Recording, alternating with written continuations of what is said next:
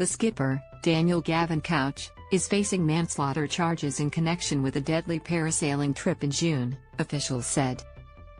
An arrest warrant accused the 49-year-old of not checking the weather before the May 30th trip and then cutting the towline to his passengers' parasail during strong winds.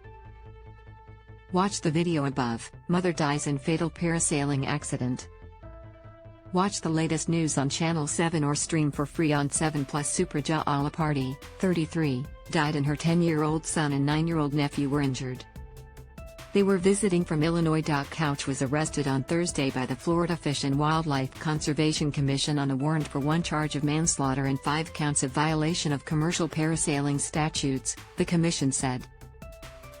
There is no excuse for the negligence and disregard for public safety that was shown in this case, FWC Major Alberto Mazza, a regional commander in the agency's Division of Law Enforcement, said.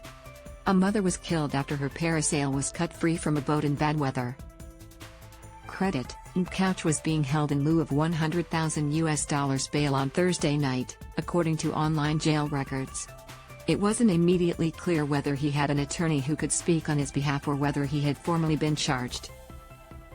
The FWC said Couch hadn't recently checked weather conditions before he took 12 passengers on the parasailing trip on May 30th. While Alaparthi and the children were aloft, strong winds prevented them from being winched back to the boat, and Couch cut the tow line, the commission said.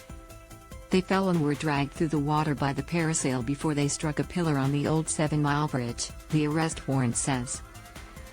The 7-mile bridge in the Florida Keys. Danny Lehman/Getty Images. The parasail was draped over the bridge, with Alaparthi, who was submerged, and the 2 children hanging in their harness, according to the warrant. Good Samaritans went to their rescue and cut them from the harness. Couch motored to the area but made no attempt to approach the victims or provide further assistance, even as others went to help, an FWC investigator wrote in a statement of probable cause in seeking the arrest warrant. An attorney for Alaparthi's family, Ricky Patel, told NBC Miami on Thursday that the family is thankful for the support shown after the incident. It means a lot to them. They're hopeful with this step today that we can get one step closer to making sure this doesn't happen to any family again, Patel told the station. Couch had sounded an air horn to signal to the passengers they should pull a strap to activate a chute wrangler, which should stop and deflate a loose parasail, but it didn't deploy, the warrant says. A crew member tried to use a boat hook to catch the parasail, but the hook was pulled from his hands. He then went into the water to try to release the chute wrangler, but he was unable to, according to the warrant. Couch tried to grab the parachute with his hands but couldn't, and the group continued to be dragged, the warrant says. The chute wrangler was installed incorrectly, upside down, and it's unknown whether it would have worked as intended, the FWC investigator wrote. The FWC investigator wrote in the warrant that Couch was negligent by not monitoring the weather and by allowing them to continue flying even as conditions deteriorated. Cutting the towline was called a gross and flagrant decision that severed the group's only means of safe return.